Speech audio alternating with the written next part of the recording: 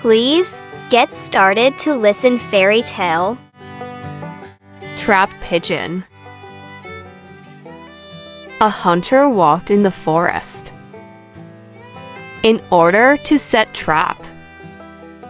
When he found the good place, he was hurry in setting the trap and scattering the rice seeds.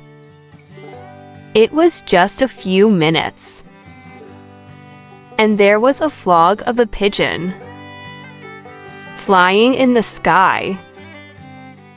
The pigeons saw like this want to fly down, but were warned by the leader. The rice seeds should not be scattered in disorder. Where is far away from the village? The leader said. However, the other pigeons did not listen to him, and they flew down to eat these rice seeds. Suddenly, those pigeons were trapped.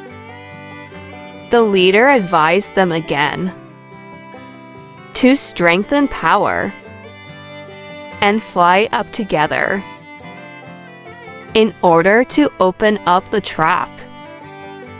All the pigeons listened to the leader and flew up until the trap opened, and they flew away. Thanks for watching this video.